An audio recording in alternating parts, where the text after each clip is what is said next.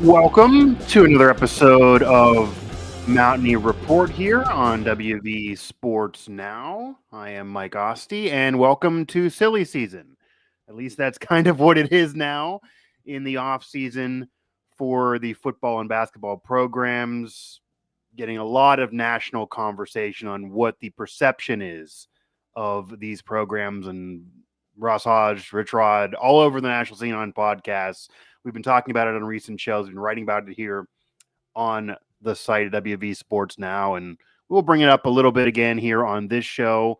We will also talk about the basketball program and Hodge, who's done a solid job in recruiting here his first offseason as head coach, losing out on the top player in the state and a player that was going to become a Mountaineer and was locked up with the last staff and then is now not going to join Ross Hodge and the new staff, despite them putting in an effort to try to win him over again. And then, of course, the baseball program and their slide, but yet they are conference champions. They're now going into the Big 12 tournament to try to win another conference title this year, and then the national tournament, and where the vibes kind of are, because they're not great. Yet it's a very weird atmosphere. A trophy, a presenting of a trophy was on the field after the team got swept in the regular season. So the unthinkable did kind of happen, but yet they avoided a complete curse since they won the conference title nonetheless. So Cody, I don't know if I want to call you a jinx or a curse here, but for several shows we've been talking about, could this happen to the baseball program? You initially poo-pooed it. You then were willing to entertain, but then basically said, well, the logical side of my brain won't let me really believe that's going to happen, and I have to wrestle with West Virginia Curse Black Magic. That ended up winning out, but yet they win the conference anyway. Kind of a weird weekend, to say the least. Yeah, I mean, yeah, it's very weird. Weird vibes. You get the trophy in the middle of being swept in your home finale. Yeah, I don't know. Like I think I said a couple weeks ago or last week, like maybe I'm naive. I am, I guess. Right? Like there's the latest example of Cody Nespor. Yeah, I've somehow never learned that, like, when it comes to WVU, like, logic doesn't matter, right? If some of the fans aren't going to use it, why should we use it, I guess? I've been covering this school for 6 years now, and it's like, when am I going to learn my lesson? I don't know. They've been trying to tell you. But the weirdest thing is, this is the weirdness of this choke job, I guess, for WVU sports. You normally would have to learn your lesson by doomsday occurring. They still won the regular season conference title. So it's almost like they had such a big lead that the curse could not fully ruin their year. This is not really a 13-9 scenario because they won the conference anyway. Granted, that team did too, but this team still has the whole Big 12 tournament and the national scene in front of them. They're not going to host now unless, say, they win the Big 12 tournament probably, but they're still right there. It almost shows you how good they were earlier in the season, that it didn't totally ruin things, but yet, yeah, you have a trophy presentation. It's almost like maybe consider rescheduling that or not doing it. I don't know. I wasn't there, but I can't imagine too many fans were cheering for that. I guess you kind of have to respect the full season. And that's the unfortunate part about this is, and we'll talk more baseball here at the end of the show, that they win a conference championship and found a way to do so, the first outright conference title in program history, where the fans aren't really happy about it, aren't celebrating it. In any other respect, the first outright conference title should be a gigantic deal, and Ren Baker had all smiles on. He was trying to make it one and just forget about the sweep, but it's not even just the sweep. I believe they lose 8 out of 11, and then they only won 1 out of their last 6 or 7, and then, of course, losing back-to-back conference series and the back-to-back weekends to end the regular season, including the sweep to Kansas, who ended up getting their coach of the year off of it. So they end up getting their own award after the sweep in Morgantown. But we'll get more to the baseball program in a bit. Again, Cody Nespor, Mike Asti here, Mountaineer Report, WV Sports Now. That also is the site to find all of our coverage. And you can find this podcast everywhere you get your podcasts and on YouTube. I do want to start with kind of the big news of the week, even though generally speaking, anything football will overtake the West Virginia news, but the basketball program has done a lot of work throughout this offseason. And just last night, from us recording this, they lose out on the top prospect in the state. So Ross Hodge has done a solid job, not a great job, a solid job. He got a lot of winners. He's done a good enough job to get the program in the NCAA tournament in year one, which he knows the fans expect. But the last staff had Braden Hathorn. They had him locked up, the top prospect from the state of West Virginia. And he then, of course, was let out of his letter and was able to go back in the market pretty much after DeVries left town. And Chester Frazier and others. Chester Frazier really recruited him heavily. That was a connection. He also is no longer at WVU, obviously, at Virginia Tech. And then some of the big boys started getting involved, the Duke, Kentuckys of the world, even Pitt, Virginia Tech. They made a play for the rivals. In all reality, even from what I was hearing, he probably was never really going to go to one of those rivals, even though Frazier was at Tech and also wasn't going to go to Pitt. They couldn't offer him really anything more financially. But Duke and Kentucky were obviously major players. We can argue about whether it's a good decision for him or not in terms of the minutes he's going to get. Kentucky ends up being the team. He commits to Kentucky and spurns the Mountaineers. There's still rumors they may not guarantee him a roster spot where West Virginia was going to.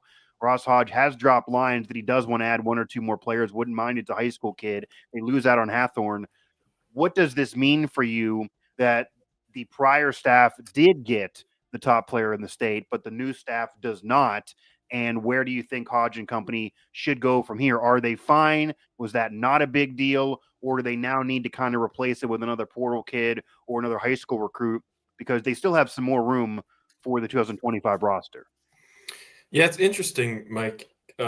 This situation, you don't see a ton because, kids don't, a handful of kids every year recruit and then or sign and then decommit and then sign again. But the Braden Hawthorne that committed to WVU last summer and then signed is thought of pretty differently than the Braden Hawthorne that committed last night, because he committed to WVU. He was a 3-star. Right. Out of Huntington, West Virginia. West Virginia beat out, like Mount St. Mary's and Wichita State, and I don't know, Old Dominion, I think, was in there. That was the offers he had when he committed to West Virginia and when he signed with West Virginia. And then this past season, he got a star increase up to a 4-star. He jumps into the top 100. I think he's in the top 80 now, recruits nationally. And then obviously DeVries leaves, so he gets let out of his offer. Now all of a sudden, Kentucky, Duke, Pitt, Virginia Tech come calling, and all West Virginia doesn't look all that special anymore, right? Because if you think about it, his first go around, West Virginia was his only power offer. By far the best. I'm sure other power schools scouted him and talked to him, but in terms of offers, it was West Virginia. Yeah, and then he gets let out. The coach he committed to leaves, so he gets let out just to see. And now all of a sudden, the best programs in the country want him. So I'm not surprised at all that he chose to go to Kentucky. I mean, it's and that, obviously I'm paying more attention to this one, so it's not completely fair for me to say, but this seems like one of the more extreme, like, re-recruitments we've seen, where a kid is so, he committed early to WVU.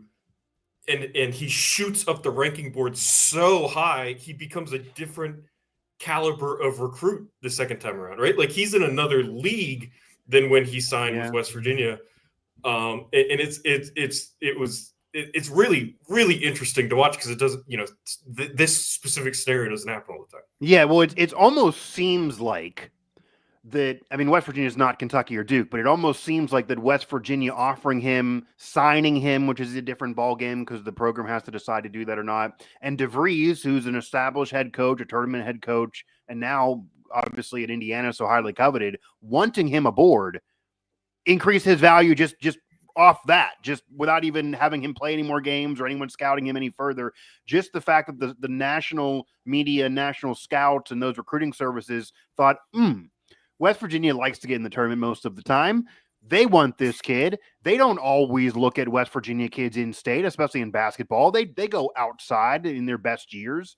And yet they think this kid's good enough. DeVries is not a West Virginia good old boy. He's not going to just do it as a favor. He wants this kid. He thinks he's good enough. Maybe we were wrong a little bit. Let's boost his ranking. But then, ironically, as you're putting it, once that happens, then Kentucky Dukes of the world sit there and say, now he's boosted. And they probably don't even, when they're looking at players, their coaches and scouts are probably told, like, after you're after you read the top 150, don't even bother. We're Kentucky or Duke. You don't even have to call the 200th ranked kid. We're going to get enough players in this top 100 group, where that's not the case for the West Virginias, the Pitts, or Virginia Techs of the world.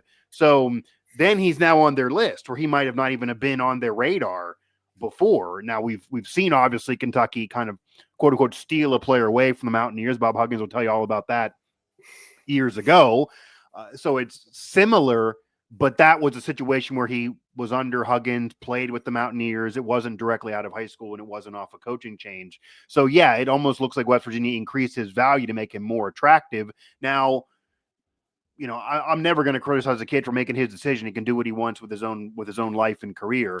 But there are some, when you have that scenario, who argue that, is that best for the kid? Because he's not going to get the minutes or the opportunity necessarily at Kentucky that he would have got at West Virginia, where he maybe would have been a focal point at least 2 years from now, after some of these 2025 transfers are gone, especially if he gets it done in wherever minutes he would have. Whereas Kentucky's probably a bench player, you would imagine. 4 stars, great, but they're getting 5 stars. Same thing would have been at Duke, which is why I said that even nationally, the rumor with Duke, they were interested, but they didn't even have a roster spot, which is probably why he picked Kentucky over Duke. So that's the other end of this, is what happens with him. But Cody, in this era, which I saw some of the reaction was bringing this up, in this era, you know what you can do if you're Russ Hodge, and that happens? Okay, well, West Virginia brought him on to increase his value, and then Kentucky wants him.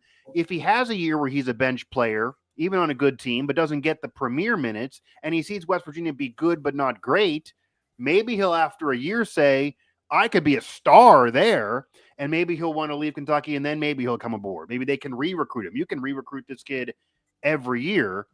Do you think this is the last we hear of West Virginia pursuing Braden Hathorn, because he still is a West Virginia kid, even though he's not a Mountaineer?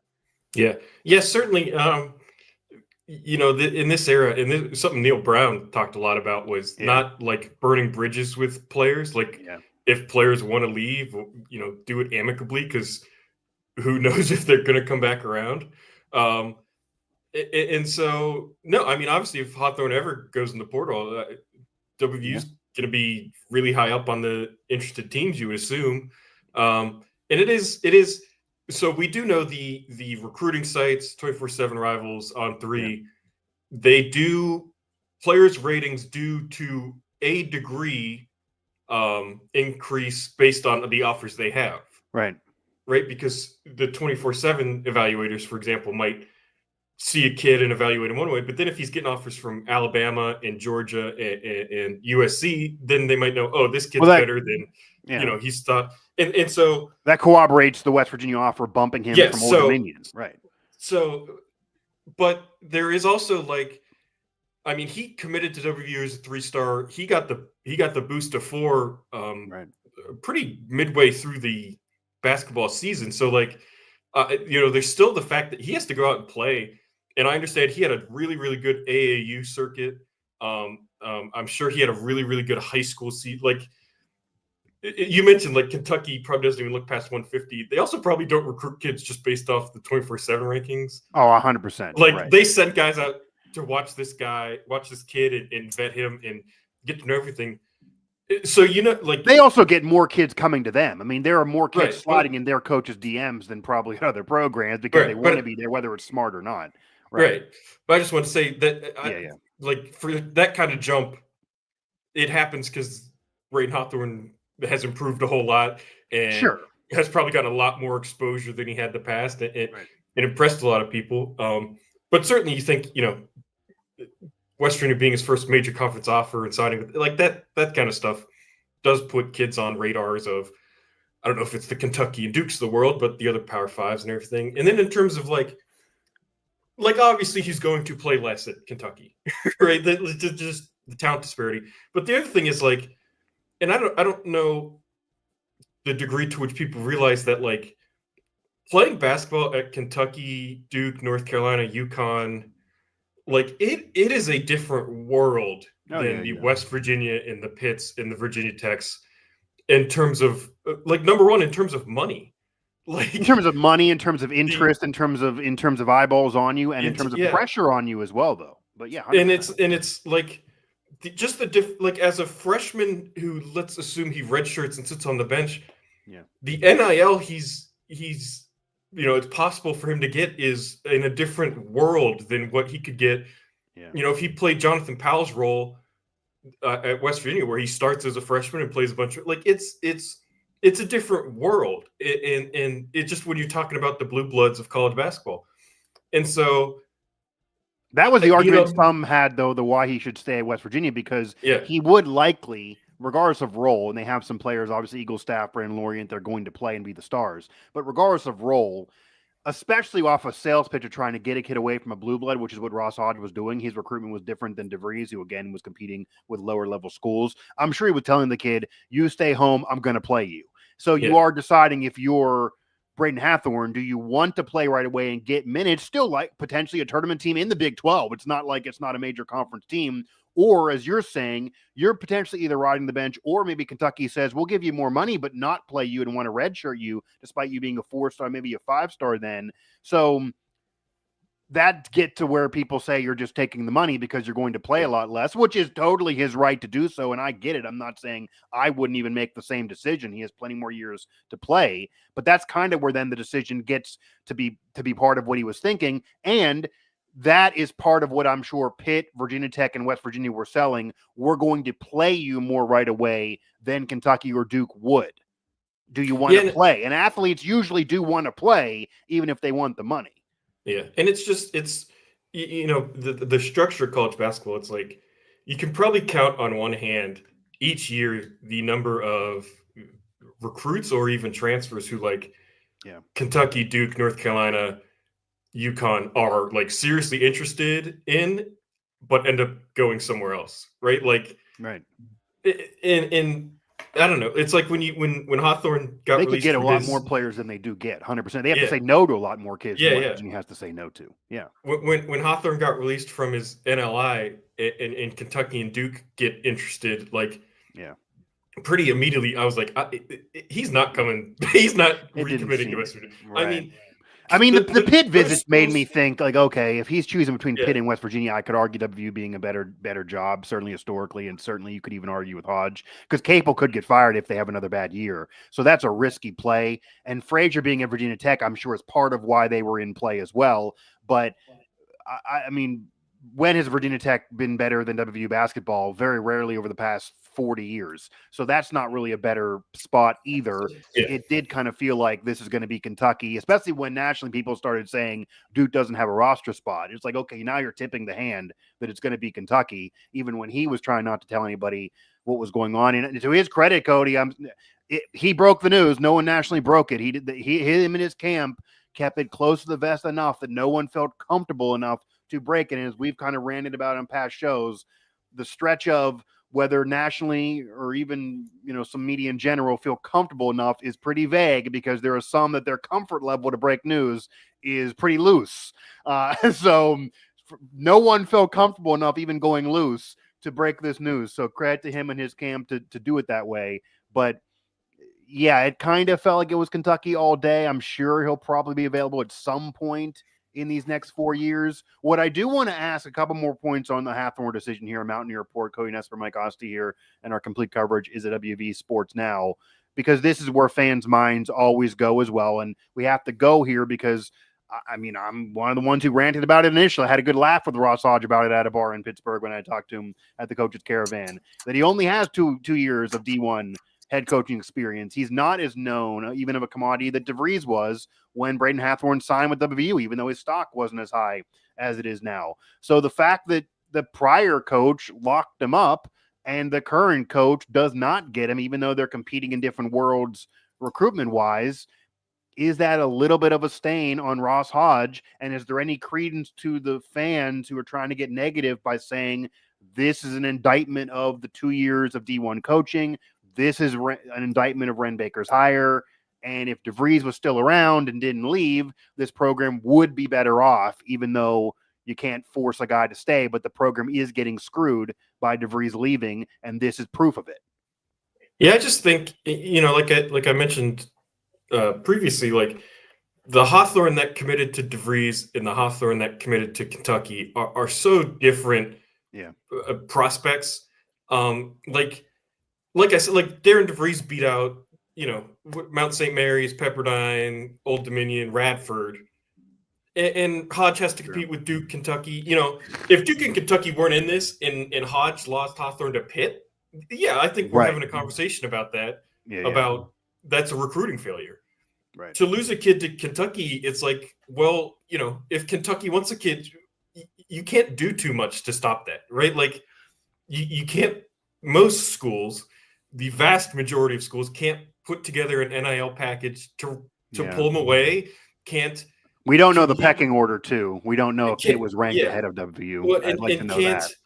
And can't, can't compete in terms of NBA exposure, can't compete in terms of, we're going to play for a national championship. So it's like I said, like when those schools get involved, they get the guys they want. They one or two a year maybe get away from the Blue Bloods, but those schools, they get who they want by and large every year. They do. So if we were sitting here and the roster on May 21st and the roster was, oh, hey, by the way, May 21st, happy birthday to my mom. Okay. Happy birthday, Mrs. Nespor, 100%. If we were sitting here and the roster was, instead of 10 guys, the roster was like 7 and the transfer class doesn't look very good and they lose this kid, then I think we're talking about, can Hodge recruit on this level? Or, he's obviously has, but to have the transfer class that they have, which I think is as good as anybody would have hoped for, to have, Forsyth, a 4-star, high school kid, DJ Thomas, who was going to North Texas, so he's not on that level, but a promising recruit.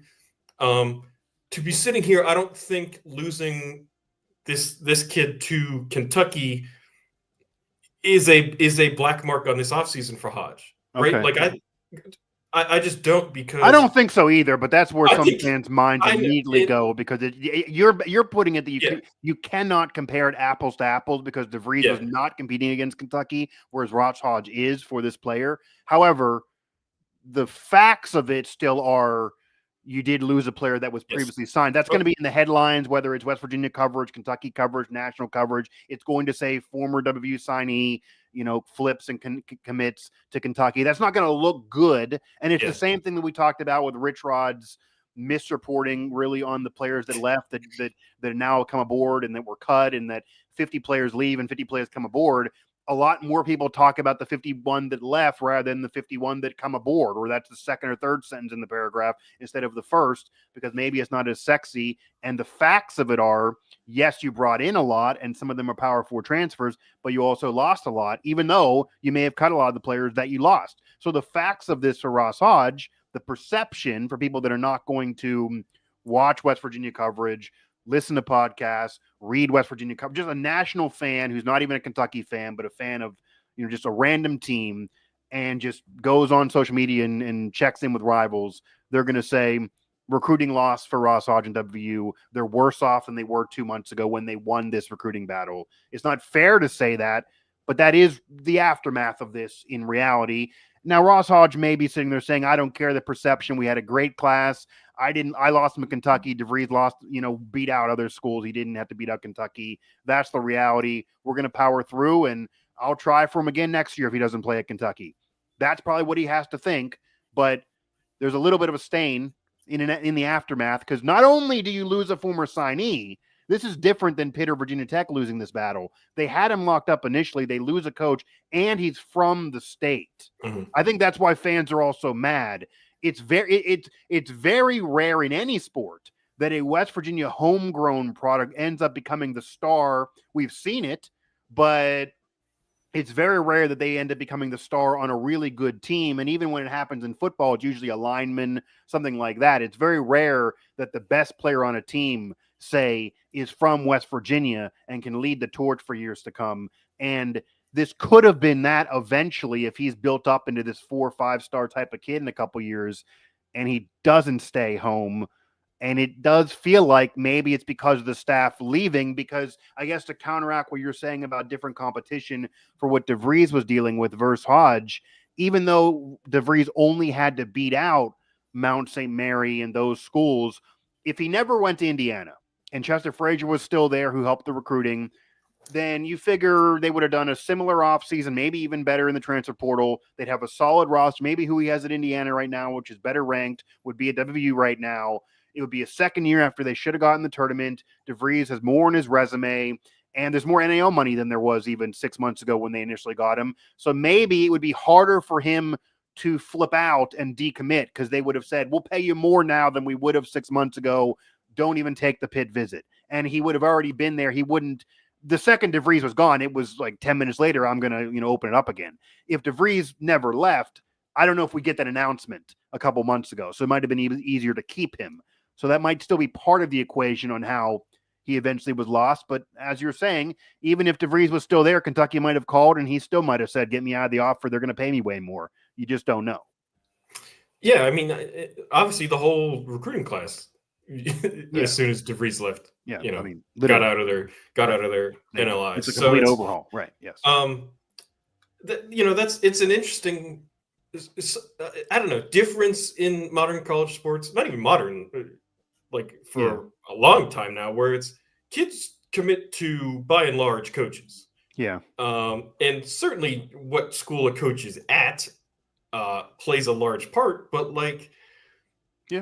I mean, when's the last time a pretty high recruit committed to a school and the coach left and the kid stayed because he loved the school so much? True. Like that, I mean, maybe, I mean, no, 100%. I mean, look, DeVries left, the entire roster transferred, right? And like guys that talked about how much they loved it here and they loved the fit, like their coach left, so they left. Like that. Well, look at the quotes we had for Hawthorne. Now you even added them in some of the articles in this current reporting, which I found almost funny because I remembered that coverage that Ethan and I did 6 months ago, and it was like, he was singing the praises of WVU, and my dream was to play for WVU my whole life, and all of this, and it's like that is great, but the second Kentucky calls, that doesn't hold as much weight, and especially when a coach leaves and your friends leave and you lose. It's not even your main recruiter. Yeah, it's not even so much like when Kentucky calls, like obviously that play, but like when the coach leaves. Like, when the coach leaves, and that's like I don't know. That's what I'm saying. If DeVries didn't leave, I don't know if he would have decommitted. But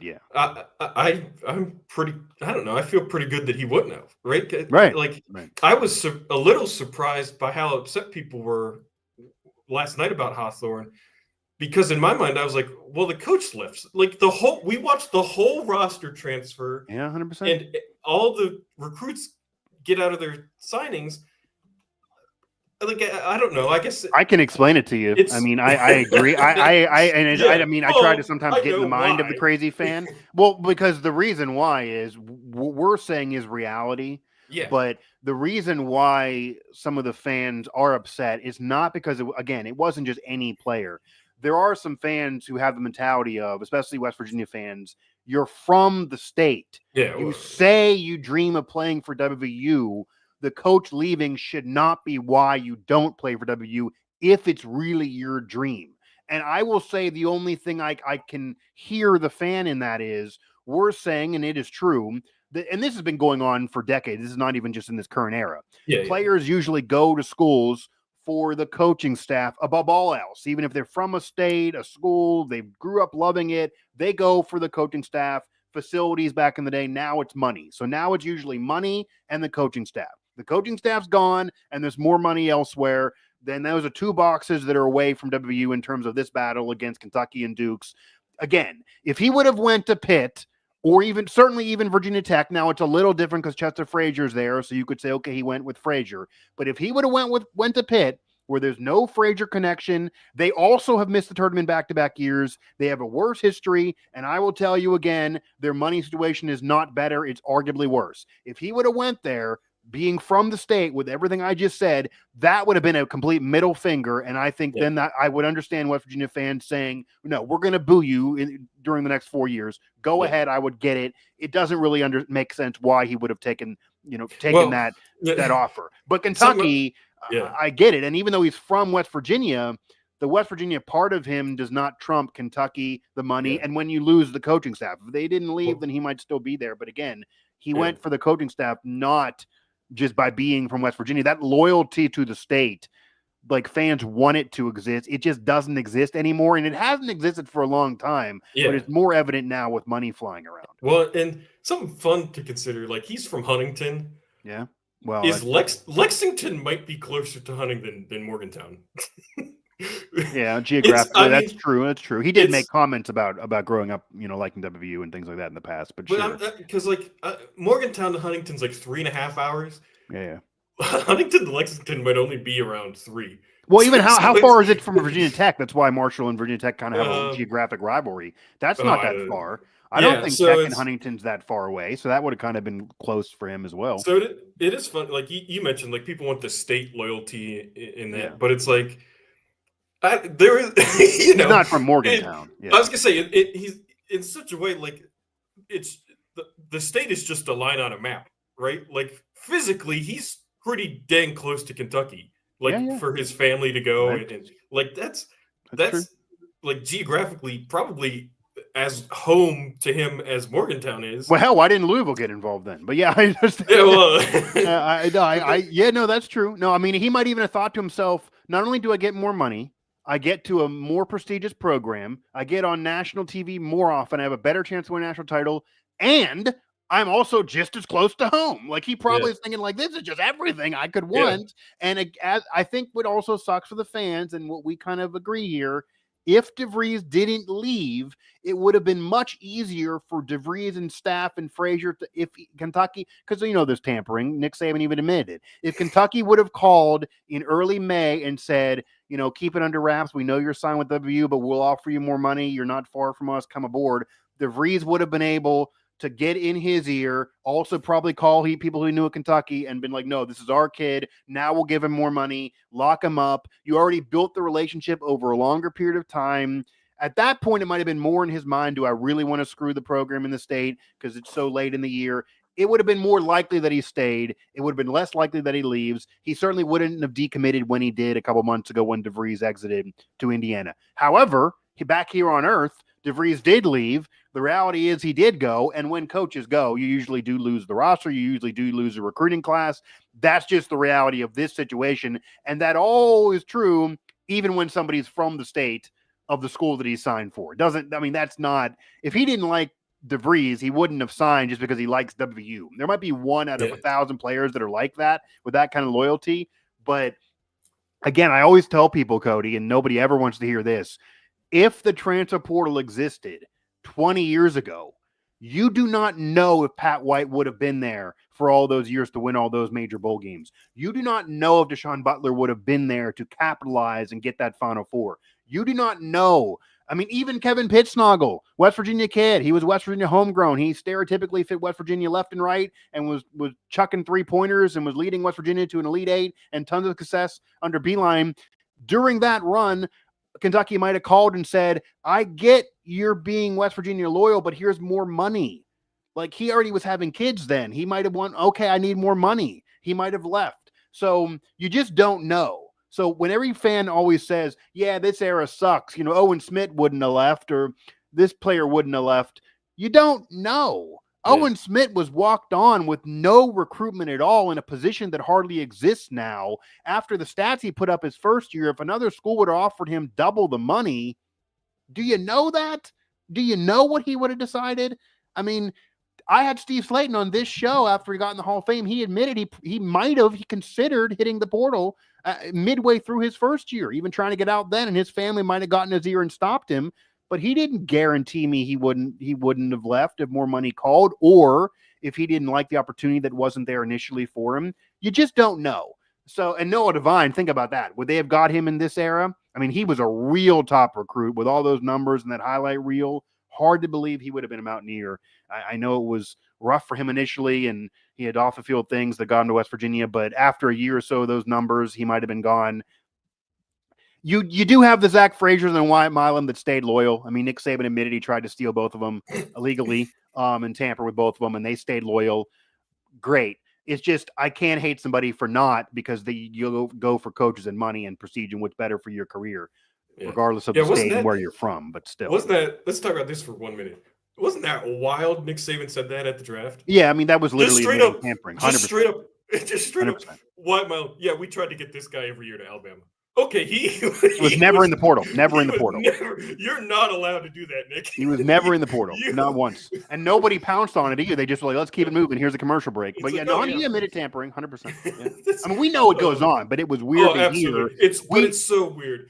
To hear him of all coaches, and he's retired now, so he just doesn't give a damn because he's retired. He's not going to coach again. Well, but to hear him admit it was wild, 100%. And Saban's always like, I don't know. He has the reputation of everybody in the SEC paid players, but he didn't pay players, and he didn't break the rules. Yeah, he's above it all. He's a good guy. It's funny. He goes on TV now, and he's just like, "Oh yeah, we tampered every year."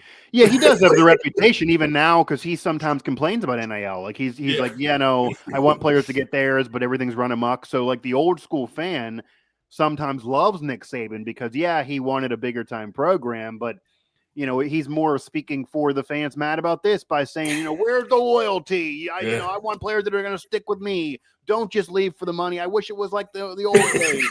And then in reality, he's tampering left and right and stealing kids and trying to do whatever the hell he can. Yeah, I mean, so he wants it that way when it helps him, and he's willing to bend the rules when it also could help him. So that was hilarious. We didn't spend a show on it, but yeah, that kind of went under the radar. He admitted tampering, but. Where do you think Ross Hodge and the program go from here? Do you think we're going to see one more transfer edition and/or one more high school signing, any more movement on the roster? Because clearly, if Hathorne would have said, "I will stay home and come to you," they would have taken him and probably would have had to play him because they were adding him aboard. So clearly, they're willing to tinker. He even admitted that to me, that he could add one or two more players. Do you think we see that, and what type of players are these kids? Yeah, I definitely think he adds. I mean, he said it several times now to you and other people. I think he adds two more players. Two more. You're looking, because he only got 10, and so you have the roster spots. As long as you get guys you like, there's no sense in wasting them. Yeah. And I think we're at a point now where the portal's a little dry. Yeah, and it's going to be a little weird because there's going to be a number of guys actually in exactly 1 week is the cutoff for pulling out of the NBA draft. So there's a number of guys that are in the portal in the draft that are going to pull out of the draft that will become available in the portal. And Eagle staff returning. He was on the site too. But there's not, it's not like a few weeks ago when there were thousands upon thousands of players. So there could be portal guys out there. It's not going to be top flight guys unless you get one of these guys who are, considering the NBA. So you might get a portal guy. I said a couple weeks ago, I think they need maybe one more true center just to feel better about depth. And then, at this point in the summer, there's no harm in adding, late high school guys. If you find one you really like, the 13th guy off the bench, if he's a high school recruit that doesn't probably not a 4-star like Hathorne. I mean, that was a rare occasion with Hathorne being available. You're probably not getting a 4-star. And that's what I mean. That's what I'm saying. Like, if it's a guy who doesn't develop like you think and doesn't really end up making impact, next year or the year after, there's no harm just to get a guy to put him at the end of the bench because you have the roster spot. So I believe him. I think they will add two more. It in all likelihood won't be two starters or even one starter or even two guys that play a lot of minutes this year. It might be Jake Auer type coming up from Division II just to use his last year. It might be Harris Elizovich, just a guy to play 5 minutes when you really need a big out there. But no, a jag, just a guy. Yeah. Yeah. Well, like I said, he's got the they're not at the cap. He's got the roster spots. There's no reason not to, honestly. There's no reason not to, because the worst case scenario is you get a bunch of injuries. You got to throw bodies out there. So have more bodies. Yeah, but I fully believe in that he'll add a couple more guys. Yeah, but it definitely appears that the stars, the best players, the core group, top 10 Yeah. Yep. is on this team already, and anyone he does add will be 11, 12, 13, whatever. Yep. Like this is the core team right now. Even the way he's speaking in different interviews, he's now evaluating the team, or maybe he wouldn't have before. He feels comfortable to say this is the group, and he may go back and forth with the different starting fives depending on what type of size he wants. But the best players, whoever those five are going to be, and however they play and wherever they play, are likely on this team as well. And he kind of already has that already mapped out in his mind as well, probably. Yeah. Eagle staff coming back and from the NBA draft as we stand. I love what he said to you at the Coach's Caravan, Mike, which wasn't something I thought a lot about. And it goes to show maybe how differently coaches think about the portal than media and fans do. Yeah. Because we had been talking a good bit about not a lot of these guys are power conference guys. They're all moving up. They're going to have to prove themselves. And when you kind of asked him about that, the point he brought up is they're all winners. Yeah. And it's like, as these guys were recruiting, like, and as we were writing the profiles, like, obviously we noted that, but I didn't really put it all together until he mentioned it. And you go back and look, and you're like, ironically, Eagle staff is the one that's not. But you look at the other guys, and they're all like, oh, all these guys were on teams that have made the tournament or have won the NIT or, have played in the NIT championship. Even if not a starter like Laurent, like still experienced a lot of winning. Right. Right. The kid from Morris from South Carolina didn't really play the year they went to the tournament, but was on the team and was around. And there's a kid who went to a Final Four. There's a kid who went to a Final Four on this roster. And when I was listening to your interview with him, I just thought that was great perspective on, like, oh, this is how a coach evaluates these kids. He's not looking at did they play at major conference schools. He's looking at, are they winners? Have they been around it? And it's so funny. Eagle staff is undoubtedly the jewel of this class. Yeah, he's the one guy. Like, North Dakota stinks. And they were terrible. Terrible. I mean, they had won 500 season. They were bad with him. Yeah. Unless he scored 40 points, they weren't able to win. I mean, the wins they had were when he scored a hell of a lot of points. And that was another cool thing Hodge said to you. You asked him, like, could Eagle staff score 40 and 50 at West Virginia? And Hodge was like, as long as we're winning, right? Like, I thought that was another one where it's like, I don't know, that it was just great perspective. And we never get those one-on-ones with coaches with Stinks. But you see, even when you get you had like 10 minutes with him, even when you get that long, you get great perspective, really being able to talk to these coaches outside of the formal press conference setting.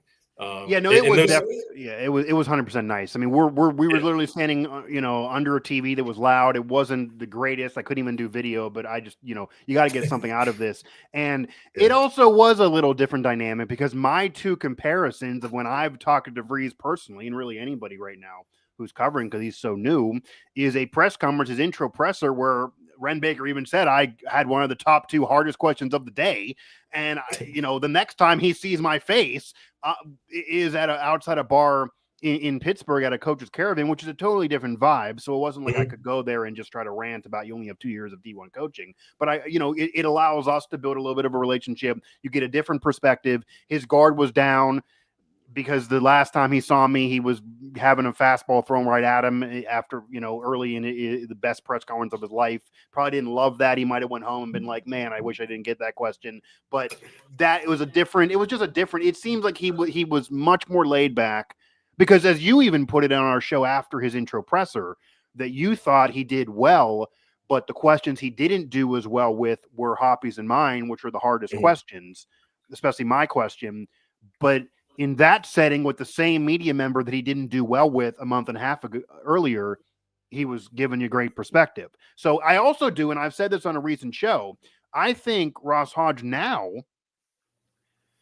I mean, I don't want to go as far as, well, maybe. I almost feel like he's feeling himself a little bit. I don't want to go as far as that he's getting a little too arrogant, but I feel like there's confidence there, what you like to see. With the intro presser, he knew he was going to walk in there and get, well, the other guy left. You don't only have 2 years of D1. Nobody really knows you. How can you recruit? We're not going to wait around. It's not your fault. We got to get back in the tournament. All of that. And he was crying up there about how great of a job it was for him, and it was a great presser. But he got a lot of those, and they became sound bites nationally. And it wasn't a full-on, W for him probably when he went home because of that vibe. But now, a month and a half later, he's recruited way better than probably his naysayers thought he would. He's recruited better than I thought he would. He's experienced, and he talked about the different world that he's in now at West Virginia versus North Texas. Not only more limelight now because there's no pro sports in West Virginia, but a lot more NIL to play with at WVU than he was dealing with at a mid-major, and just a different tone. I mean, he's talking about his goal of winning a national championship and winning the Big 12 in national shows. It feels a little bit like he's like, okay, I got Eagle Staff, I got Brandon Lorien, I got Floyd. Like, I think he might even in the back of his mind be like, I'm happy to talk to Mike again. I showed him wrong a couple of these moves. Like if I asked him those same questions 2 months earlier, I don't know if we would have got the same answers. I think he might have, been more cautionary. So yeah, it was nice. And now the only counter too, he got a lot of players that win, but this is also part of how, sometimes, Cody, I will say personally, I do think when people are analyzing players just in sports in general, fans or media, they do overestimate the quote unquote, well, he's a winner. Like basketball, Jalen Brunson getting called a winner a lot right now with the Knicks, and they're having this great postseason. He's also a great player, but if you're recruiting and you're doing a full-on recruiting, would anybody, if they were seeing the two players, like if anybody was seeing Carmelo Anthony in his prime and Jalen Brunson now, and you're just recruiting a team, nobody would take Jalen Brunson over Carmelo Anthony, but he has the Knicks in the conference finals where Carmelo Anthony didn't get that done during his Knicks tenure, and he's a Hall of Famer. So Jalen Brunson's called a winner where Melo maybe at his Knicks tenure is not called a winner. Talent-wise, it's not even close. Melo was more talented. The point of that is, yeah, it's great to have winners. It maybe rubs off on the common goal, and you want to have winners. Talent is still what most people still want to recruit above all else. Generally speaking, you put the talent together. If you do it the right way, you eventually will win. It's not a guarantee, of course, but to have a team of just all winners and you only really have the one star, there's still reason for some concern.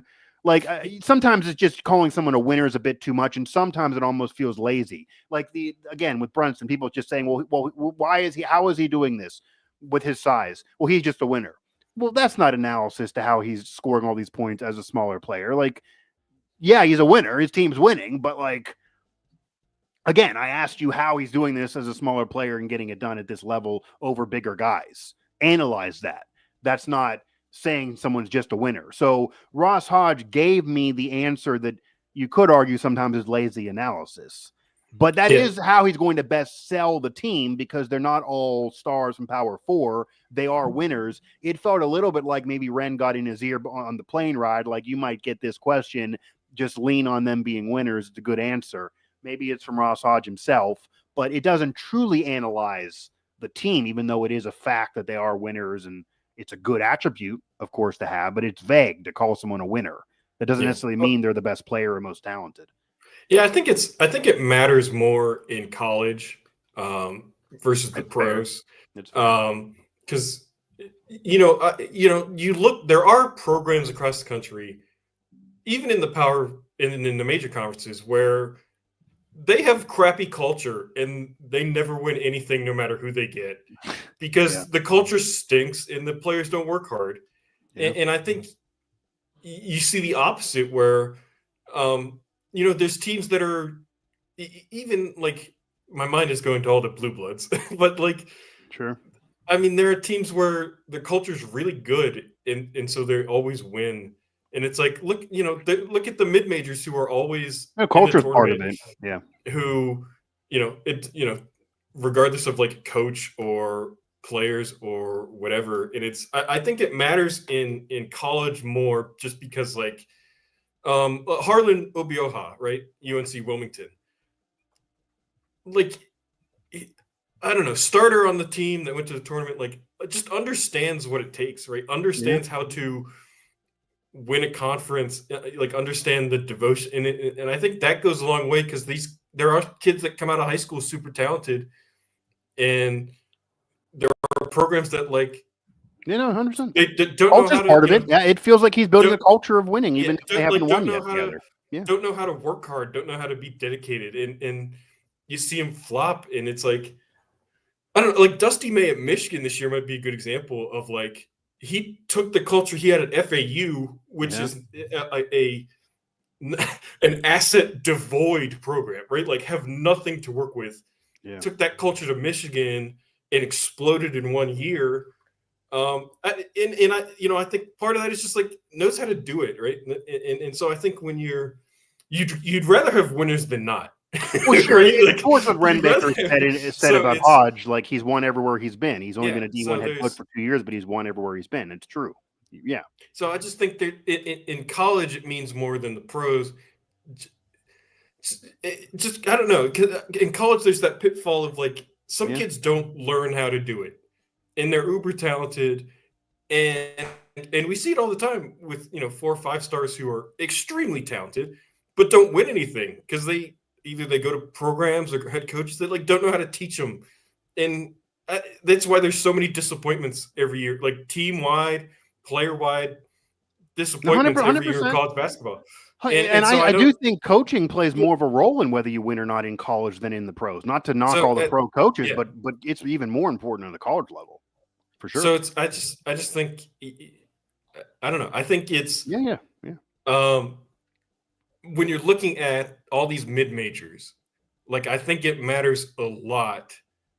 Like power conference guys, I think it doesn't matter as much, maybe.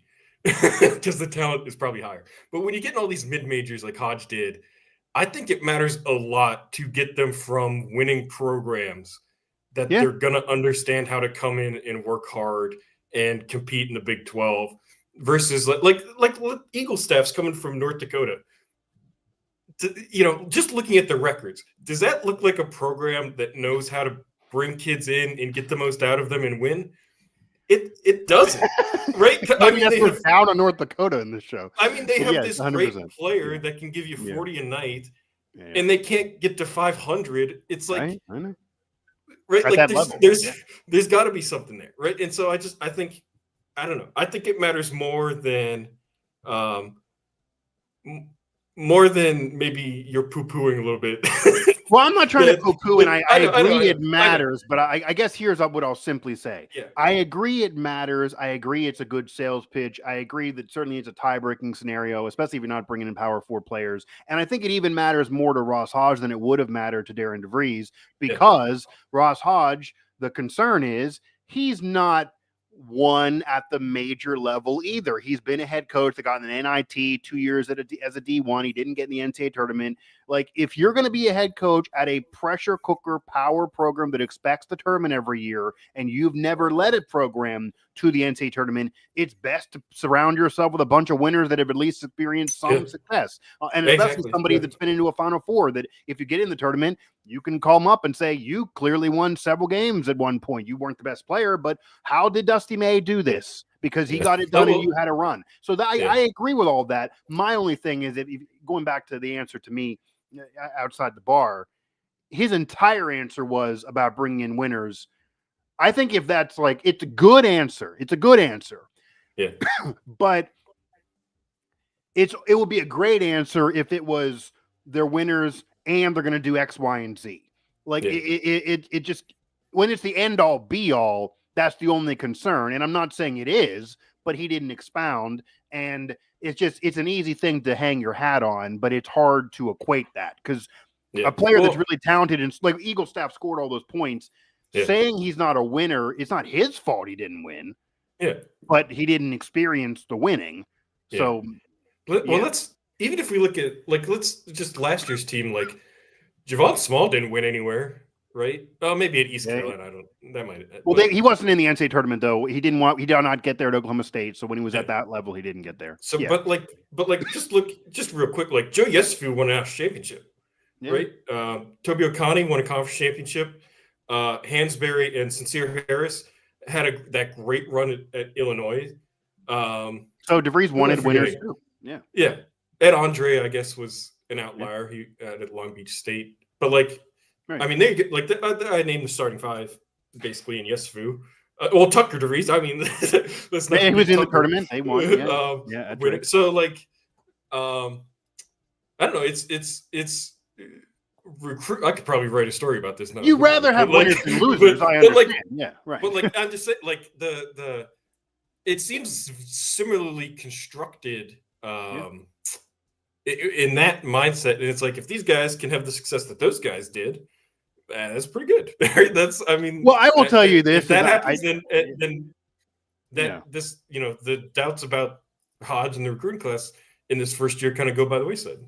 Yeah, I mean, obviously, the doubts are going to go by the wayside when they're in February and March, and they're at least on the bubble for the NCAA tournament, and certainly if they get in, that'll be how the doubts go by the wayside. There are going to be some fans that, until they're there, because it's very unlikely they're going to have 3 top 10 wins and all. They're not going to have exactly the resume boosting wins. So if you're not going to get those, you're going to have to get in. And if you don't get it, or even if you're close, like maybe year one, they'll give them a break, but you got to be close. You got to be in the conversation. If they're out of it and they're not even on the bubble and Lenardi doesn't even talk about them, then I think the fans are going to say, okay, recruiting, but year one, we got to see more. You've only been a D1 head coach now 3 years. Like that's going to be the thing that's always going to loom over him until he gets into the dance. When he gets into the dance, I think then that will go away a little bit. And then he can start legitimately talking about the Big 12 title and national title that he already is bringing up. But you got to get there, and that's the number one step for sure. Cody Nespor, Mike Asti here, Mountaineer Report, WV Sports Now. And again, I do think he's done better than maybe some would have thought, but we will see how it goes for sure. And that if you think this recruitment in this offseason was similar strategy to DeVries, that really should be a story. I think that we could connect the dots to that being a story. Yeah. What I want to get to, and this goes to another coach that's been talking a big game, and he has a track record to back it up. He has much more experience to back it up, but also needs to prove himself of still being able to get it done at this level. I also talked to him at the Coach's Caravan, and that is Rich Rodriguez. And maybe he's even rubbing off on Ross Hodge, by the way, because Ross Hodge does seem a little confident and laid back like Rich Rod is. But we talked a lot last week, so we're not going to spend as long on the perception of him, the program, the national expectations being down, and the state of the Mountaineers. And the roster has not really changed since our last show. This is kind of what it is now. But we're now seeing not only ranks about the team, because we said it felt like more of the roster than him. Maybe he is getting a bump because of the roster. Rich Rod could be a good coach, could work for the program. It could still be rough in year one.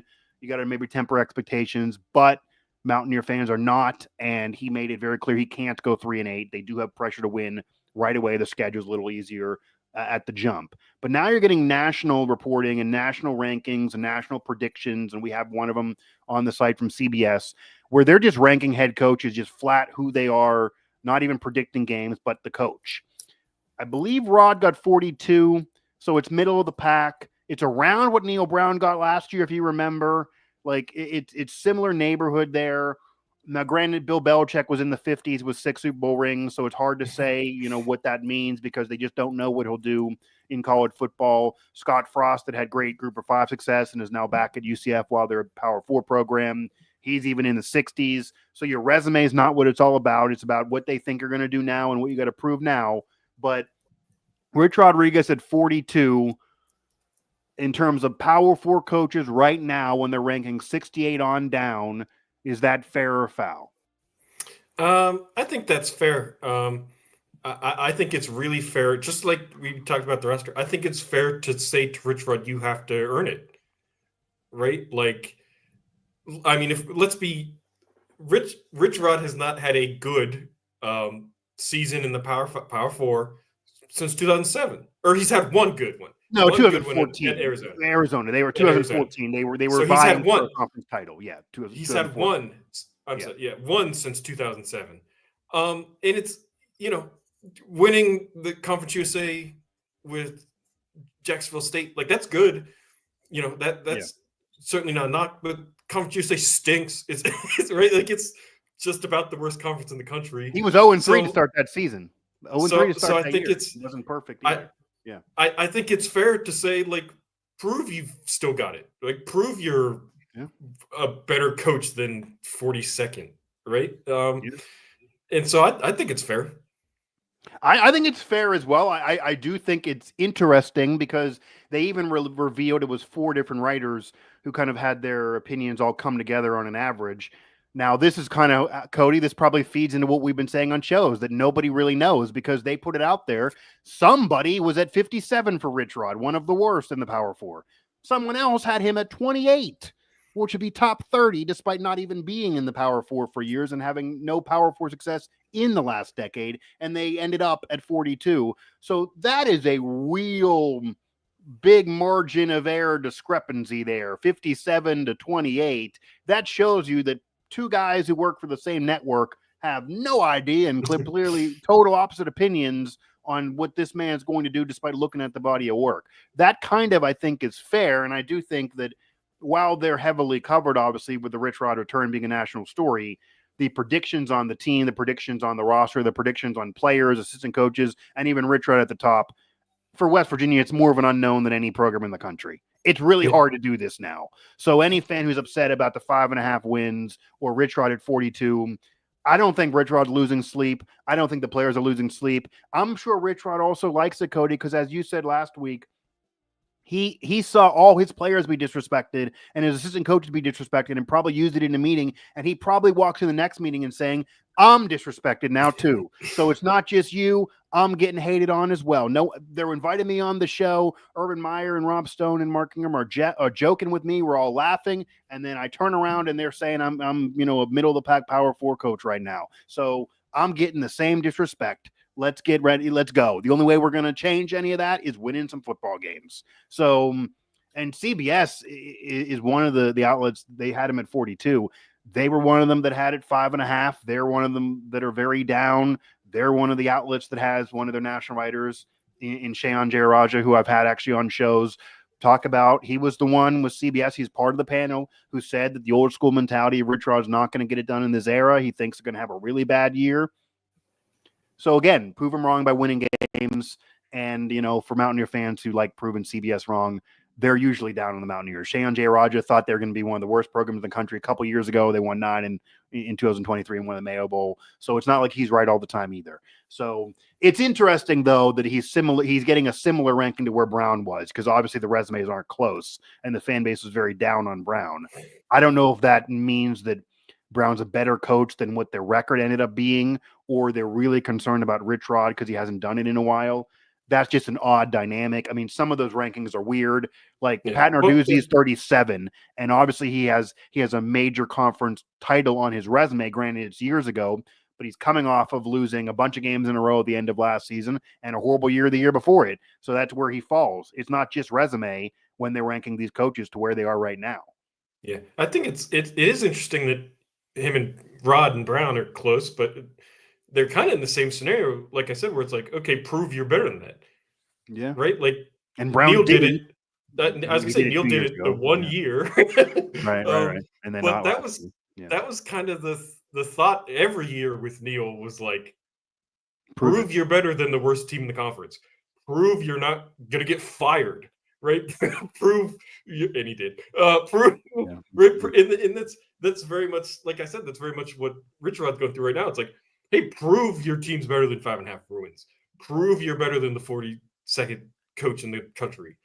And it's for as different as Neil and Rich Rod are, it is interesting that in that respect, their situations are very similar. Yeah, but I think there's one difference. And this is, I think, why the fans are embracing Rich Rod more, even though it's been a while since his success. And he's coming as a group of 5, even though he has the past track record. I think the difference is a little bit. Rich Rod's not going to complain about this. Neil Brown, especially towards the end, Cody, he was publicly complaining. Like it clearly bothered him that he would win 9 games and then be still ranked in the 40s, or he would win 9 games and couldn't get in the AP poll, or even before the 9-win season that he would have a top transfer like JT Daniels who clearly didn't work out, and then people would still say, well, they're only going to win 5 games. That bothered him. He would go in those years saying, well, you're ranking this player here. Why don't you respect the team? Or he really, banged the table for Garrett Green, had to be a top 100 player. I think he even said the people who didn't put him there are stupid. Like, he was getting mad and making comments about everyone being disrespected. And some of that came true in 2023, and he was able to thumb his nose and say, I proved you wrong. And most of the other years, he he was proven to be wrong, and everyone who was a critic proved to be right. And Garrett Green wasn't near a top 100 player, and they weren't a good team. And all the coaches he fought for eventually were gone, just like he got fired. So it all came to a head. But especially those last couple years, and especially after he had 2023, he came across going into that next offseason that I should get respect now. We just won 9 games. Where nationally they were still saying it should have been 10. I still want to wait and see. You could still be fired. You're still on the top 10 coaches most likely to be fired list. All of that. Rich Rod, I would imagine, Cody, and we're not there yet, but just what we know so far and covering him so far through spring, and even when I was a college student and he was there, I almost guarantee you when we go into fall camp, Neil Brown opened those pressers the last couple of years, especially basically saying that we're getting disrespected and we're going to prove people wrong and we're pissed about being disrespected and we should get more damn respect. I think he's going to say, we're an underdog. We're going to prove people wrong, but I don't think he's going to be mad about the rankings. I don't think he's going to bring up where they're ranked or who should be ranked. I don't think he's going to say any player should be in this top 100 list. He's going to go in there and say, we're going to prove people wrong. The rankings don't matter. They really don't. It is just talk show fodder here in May, honestly. And I don't think he's going to make the excuses. There are some fans who thought Neil Brown made excuses and complained a lot.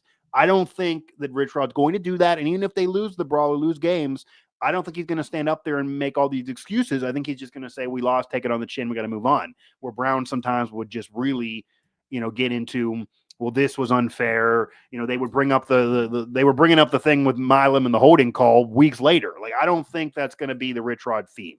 And I think fans do kind of like that mentality a little bit more. I would imagine you're not going to hear him open up the fall. We're mad about where this player is ranked, the win-loss projection, and I'm being ranked 42. I don't think he's going to bring it up at all. We might see, because my prediction is they're going to be really low in the Big 12 poll. So, well, that might, I'm sure maybe in media days, maybe in media day he'll say something.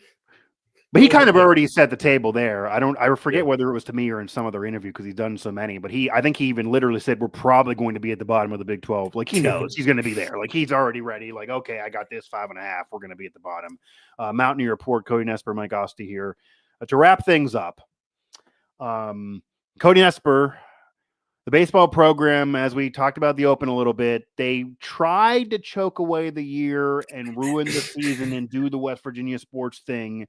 They end up with the conference championship anyway, and an outright crown is an outright crown. They're going to get rings of trophy. They had a trophy presentation after getting swept. It was a very weird atmosphere. They are the number 1 seed in the Big 12 tournament. They do have it in front of them to finally make a run, and even when they've had great and special years, they've not really made any runs in the Big 12 tournament, even including a year where they hosted a regional, and then another year where they went to super regional and had a share of a conference title. The Big 12 tournament's always kind of been that thing that they never really were able to have tons of success at. Where are you now on this program going into the Big 12 tournament with still the national scene in front of them, knowing the horrible vibes around the program, but the fact that they did win an outright conference title to at least prove that they are the best team in totality for the whole year, even though they're not playing that well and not playing like the best right now. Some dust has settled from our last conversation where you didn't think this was actually going to occur. It does. They got swept, but they still win the trophy. Where are you now going into the Big 12 tournament as we're speaking in front of it?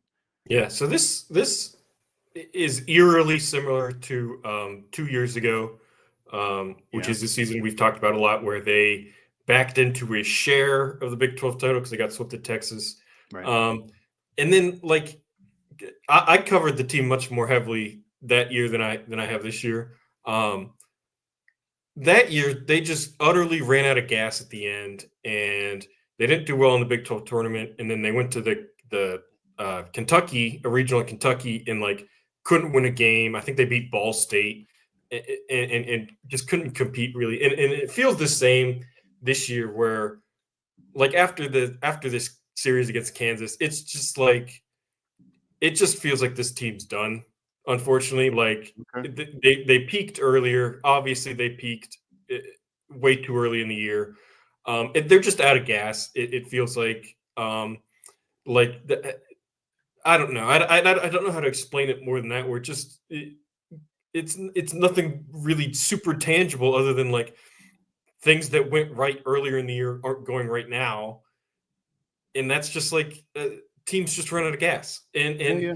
I would feel if the Big 12 tournament started next week instead of today, I would feel a lot better because this feels like a team that needs to unplug for a week and not play any games and right because this there are teams that sometimes need to play through their issues, and there are teams that just need to unplug. And They tried that and it didn't work. They've been playing this through feels it for like 2 weeks and it's not working. This feels like a team that needed some time to unplug. They get the bye, so they don't have to play tonight. They play tomorrow afternoon. Yeah. But I don't think that's probably long enough. And so I don't, in stark contrast to how I felt last week, which is fair, they got swept at home. I don't feel good about this team anymore because it just feels like they're done. What if they throw Griffin more than just waiting the four? Like, what if they throw him a lot because they want to try to do the Big 12 tournament thing? He did pitch really well recently, despite getting no run support. He kind of had a Skeens type start. He's the one pitcher that, well, he's Those used to be called Jacob DeGrom type starts. Yeah, now it's Paul Skeens. But he had a very typical Skeens or past Jacob DeGrom start where he pitched a gem. He was all the way through, strikeouts, only allowed a couple runs, a couple hits, and then they just put nothing on the board. Every other game, the offense was able to score, and they were getting no pitching, ironically, which makes it more Skeens. When he went out there, they got no run support, and he was able to pitch well. My point is, though, he's the one pitcher, as bad as the staff and bullpen has been, that has continuously pitched well, including recently during the slide.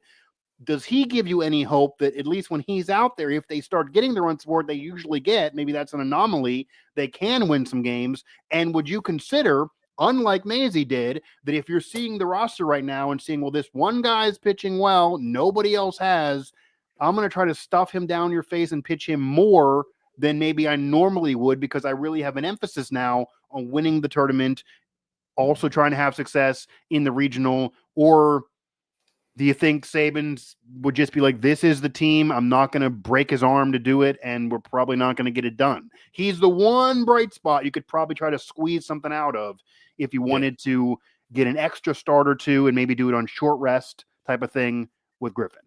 Yeah, so it's something, when you and I talked about the how to approach the tournament a few weeks ago, something we didn't really bring up, which is probably more important, is that it's not double elimination anymore.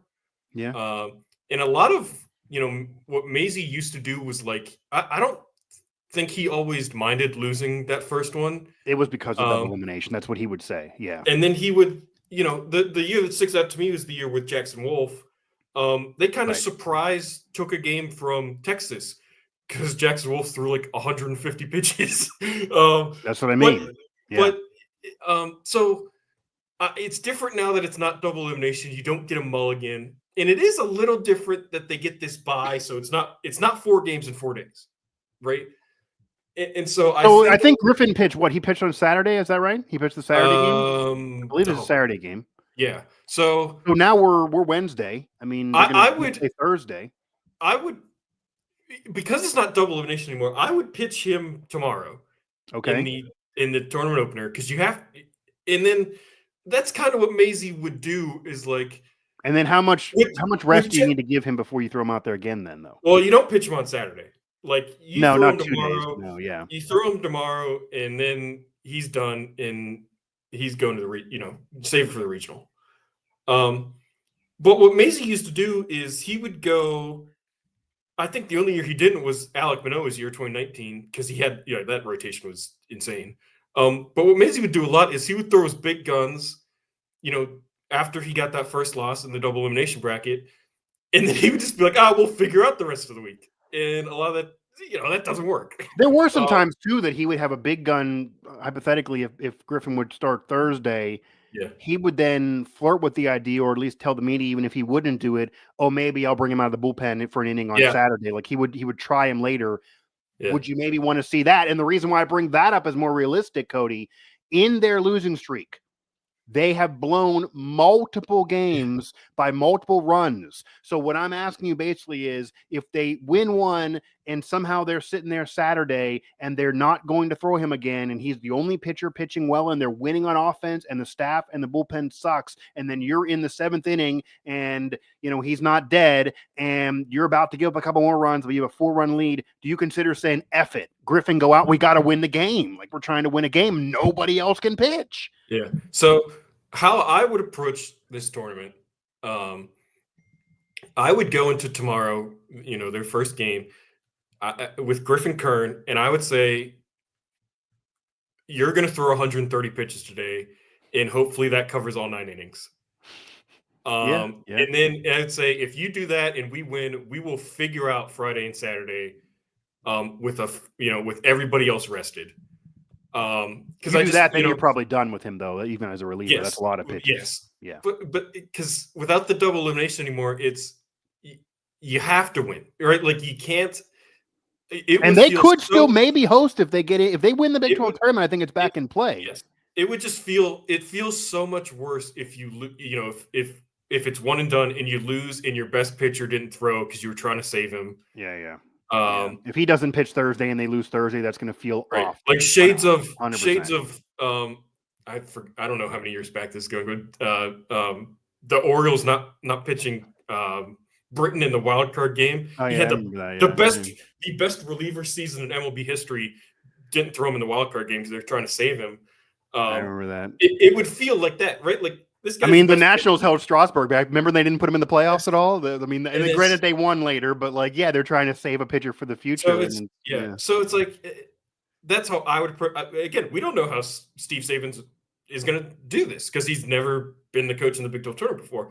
That's how I would do it. That's how I would think about this. Of like, if our best pitcher can get us through this first game, because of the bye, we only have 2 more. I would assume we see him we could maybe piece together 2 games with our fully rested pitching staff. I would assume we see him in the first game. Yeah. I would think if we don't, that's reason for criticism, unless they pitch lights out. There's enough time now. I would assume we do. I will say, if we don't, then then that tells me they don't care about winning it. They're looking for the regional. Like they can't. There's no win guaranteed. It's not like they can say, "Well, this is a bye, and we're going to advance to Friday." Nothing is locked. They can lose to anybody. So they got to. I mean, the way they're playing now, they cannot feel like there's any de facto bye. Let's go guns blazing Friday and Saturday. No, you got to get there. So I would imagine he got to go Thursday. And as we're recording this, that's not been officially announced, but very likely could be when you're listening to this. And then, if it was me, I would consider trying to avoid the 130, 140 innings if you can. Pitches. Maybe go more to pitches. Yeah. 140 pitches. I would try to have it be more 100, 110 instead of 130 to 140. And if you get there around the 100, I would consider him coming out of the bullpen at least Saturday, maybe not Friday, but Saturday, if you're there and it's opportunity we could blow a game again. Because I don't think his arm is going to fall off. You do want to try to win the tournament. If you do it, you maybe could still host again. It would be a big deal. I think it would make all the fans forget the recent slide if you win the Big 12 tournament. So that's the one thing that's still in if front they of were to get the regular season title and the tournament title, there would be no negatives remembered. And then they would set the program single season wins record doing so. Yeah. I think then you're looking at, even if you don't win the regional, that's the best season in program history. Hands down. Hands down, I think it's the best season. Yeah. It would be the best season. Yeah. So like that, I think is a lot in front of you here. And again, I got the thinking, but it's hard for me to believe that they're really a player to win the national championship. So I feel like this Big 12 tournament and then the regional is really like your season. I mean, anything out after that is just pure gravy. That's what you really should be worrying about. Now, of course, if you get, if you win a super regional and you feel like you've thrown him too often and now you killed him and you're sitting there and you get shelled in the super regional, that sucks, I guess. But this is part of too. They have a great team. They have a great roster. They have a great offensive team. If there's a weakness recruiting-wise and talent-wise and roster-wise, really, since maybe AK, it's still the bullpen. It's still a problem. It was a couple years ago. Kind of was last year. and is here again. And if you remember, that was part of even the criticism of Maisie, even in the regional, that starters go 140 pitches. They almost would blow games, or they certainly even would lose, and the bullpen would collapse. It happened recently in those games that now cost them even being a top 25 team. So we will see what happens. It's hard to believe anything of this team and what they're going to do. And quite frankly, Cody, if they would go ahead and lose the first game, nobody would be shocked at this point. I mean, that's how bad they're playing right now. They're playing the worst you can possibly be to get in. And we already have the proof too. I mean, this is really the doomsday thought. We already have the example of Griffin pitching a Skeens game and losing. I mean, he could go out there, throw 130, allow 2 runs, only a couple hits, have 7 strikeouts, and they could lose that thing 2-0. Wouldn't shock anybody, because that's what they've been doing recently. And more runs are usually on the board when anybody else pitches. So you just don't freaking know. But they did win a regular season conference title. The first outright is not shared. That made a couple years ago a little bit rough. Last year, not doing it was kind of rough, even though they made that forgotten last year because they went to a super regional. They could do the same here. I mean, you could argue last year they underachieved a little bit before getting into the postseason, then having success. And you can even argue early in Maisie's tenure, even when they hosted, there were people saying, well, why can't you win a conference title if you're having all these regular season wins? Now it's happened. They have the outright regular season conference title, but the year was headed for more. And I do think, we'll close with this, Cody. The next time we get Sabins, I think it's a fair question to ask because he also was there on the prior staff. You just talked about, Cody, that you think this team is continuously now 3 years in a row running out of gas. Certainly 2 out of those 3 years running out of gas. They picked it up a little bit last year, but they've been running out of gas a lot recently. I think it's a fair question, Sabins. Why do you think a very, very solid team you put together that wins a lot of games continuously runs out of gas late in a season? And I don't think the answer and this wouldn't be part of the question, but if he would then give me, well, it's a long year, it's hard on the kids, you can't win them all, things catch up on you, baseball's a funny game, all that. I don't think that's a good enough answer because you're trying to be a top 15 national program. You're not trying to just get over. I was in college during the GVZ era and they weren't near this. And I even see a lot of my friends always say, yeah, they blew it. Like it's, typical choke job, but they did win a conference title and it's way better than it was back when we were in school. Right. Mike, remember that? And I even see those tweets, like they were playing in a parking lot. Nobody was at the games. This is way better than that. That's all true, but that's a decade plus ago now. They're well beyond that. They've had a share. They got in multiple regionals. They've been in a super regional. It shouldn't be that the bar is just to be better than GVZ. Like that should be done. He took over for Maisie. He did not take over for GVZ like Maisie did. There got to be a higher bar now. So you can't have every year where they just collapse at the end. And I think some question like that would be fair to ask Sabins on why that keeps happening. Because I will admit, Cody, I did not think it was going to happen again this year. I did not think it was going to happen this year. Now, they won the conference title anyway, but I did not think they would do this. I wasn't shocked they lost to Pitt, for example, on a Tuesday, but I thought they would rebound and win the conference games. And they didn't. They did not. I mean, they won 1 out of their last 6 of them. Yeah. I think it's just we are living through and watching in real time a team at the crossroads of either taking that next step in being a perpetual contender and being a top 15 program, or a team that's just going to kind of hang around the rankings every year. And some years they'll be really good and they'll win a conference, and some years they'll maybe be down. And I think probably the last 3 years we're seeing this crossroads of can you survive this late season slump and still succeed and play in the postseason, or can't you? And outside of last year, in terms of postseason, it hasn't been there. And so there's going to be a point, whether that's this year or next year, where we're just going to have to accept, like, is the program hitting its ceiling? Is that ceiling really regular season success? Yeah. And occasionally they'll be good or better than that. Or is this genuinely going to be like the men's soccer team that becomes an elite program, one of the best in the country, and competes for the national championship? Yeah, and the soccer program had that thought of years ago when they were kind of in this spot, and they turned around and said, "Nope, we're going to be we're Yep.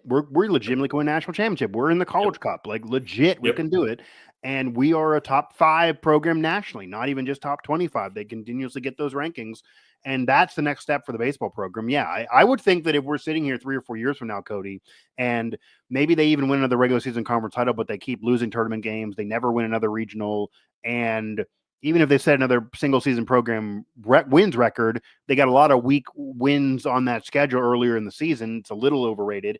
And they never get more than at the end of the season, not during, more than a top 20 ranking, because they might get there at some point, but never get there at the end of the year. Then it's like, okay, this is kind of the ceiling. Like every other Mhm. year, they might win a regular season conference title, but not the tournament.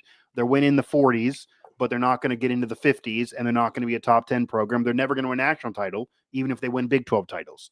But if they can turn around and win a Big 12 tournament right now, or they can go ahead and win a regional again, even if they don't win the Big 12 tournament, or if they get next year and next year they win the regular season title again, but they don't have a collapse, I think there'd be pressure on next year to not collapse.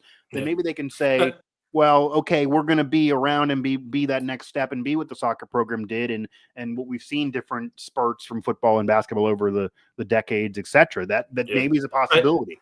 Right yeah. I now, it's think an unknown still.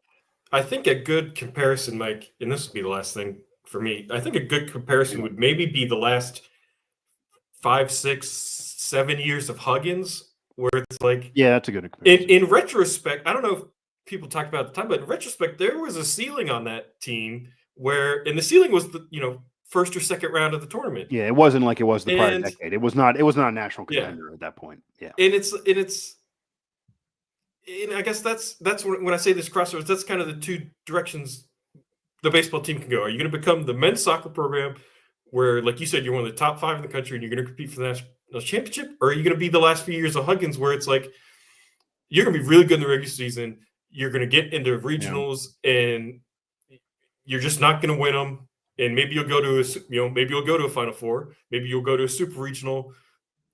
The expectation is not to win those and go to the College World Series. And you said 3 or 4 years. I'd say maybe the next 1 or 2 years Yeah, we'll it's fair. kind of figure it out. Yeah, no, I mean, and not only the 1 or 2 years. I mean, there's going to be pressure on next season. Yeah. Next season. I do think the unfortunate thing for Sabins, and I brought this up on the last show, because they had a freaking collapse again when nobody thought they would. Even the most negative fan, Cody, I'm sure you saw, the most negative fan was being positive about the baseball program. And it feels like the fans did not expect this. Where maybe 2 years ago, they might have, okay, it's the first time in the sun. We're going to expect maybe to be a collapse before you really start winning big. They did not expect this. And it happened anyway. And yes, there's a trophy. It was that weird presentation and celebration where they're singing Country Roads after being swept. It was very, very odd. But they did win it. So now, again, if they didn't win it, man, that'd be rough. But they did win it anyway. But there's going to now be a situation over Sabins. It's going to be annoying, Cody. I mean, they're going to be sitting there in the middle of February, maybe a top 15 program with a lot of wins, win percentage up there again because the schedule is going to be similar. Maybe they're already going to have 20 some wins. Maybe they're going to be on pace for 40 plus wins again. And there are going to be fans that are going to say, don't care what's going to go down in March. If you lose the last 2 weeks of the season, it's same old story. Now the pressure is going to be on what happens at the end of that damn regular season. And if next year they win 40 plus again, but they only win 1 out of their final 7 and 8 out of 11 and get swept in that final series, which has happened twice in 3 years, people are then going to say the comments of, which kind of was even said on Neil Brown, even after 2023, okay, we got to one point with you. Do we need somebody else to get to another spot? Yeah. Like, how can we stop this? I'm not saying they're going to fire him, but like, how can we stop this even as a program? What can Ren do to advance? Because the fans are never just going to say that's just how it is. Just live with it. They're going to say, what can we do then to avoid this? And it's then going to be a clear track record if it happens now for a third time in 4 years. Yeah. But I mean, because the answers of there are the media members, some of the fans dislike is, some of the older media members that are just like, well, that's just how it is. There's a ceiling here. That's not going to work with this fan base today. So if you do it again, what can be done to fix? And Saban's locked in for years to come. But you just can't have that happen again next year because it was not supposed to happen this year. And the sad thing is, this year was better than anyone expected Sabans would do in year one in all reality, maybe even for Ren Baker, but you still choked it away at the end of the year.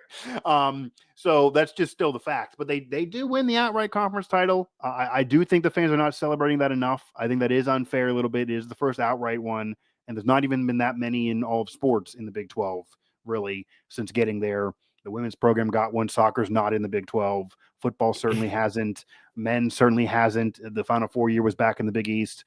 I mean, even the Sweet 16 years, they weren't winning the conference title. They were only in that game once. Like, the baseball program has been the best contender in the Big 12 year in and year out, and they now have an outright title. But they managed to find a way to win an outright title and have the vibe just be trash anyway. Like, it's almost like that's typical WVU. Like, they win a trophy and nobody cares. Like, that is where it is. I've never seen a team have pressure on the first tournament game more as a champion than this team. Like, they could not play again and they could be a champion. They're going to get big rings, but if they don't win at least Thursday, people are going to say, what is that? You won a lot. You know, those are inflated a little bit by what you did 3 months ago. And then the real team showed up and ran out of gas. And then, you know, even the jokes of you won a conference title because of a natural disaster, because games were canceled and they won off win percentage. If you played those games and lost them, you obviously don't win, even if you split. So, yeah, we will see what they do. It'll feel the other conference title 2 years ago feels weird, right? And that was a share, and a lot of fans don't want it. And people feel weird about it. And I think you're right. I think if this team were to lose tomorrow and then do nothing in a regional, I think people would similarly feel weird, you know. And next year they're going to have a big ceremony and they're going to put it on the outfield fence. Yeah, they're going to put it there and all that stuff. You're going to get a ring, yeah. But I don't know. People feel weird about it because of how this season ends. Yeah, and just like they feel weird about the one from 2 years ago.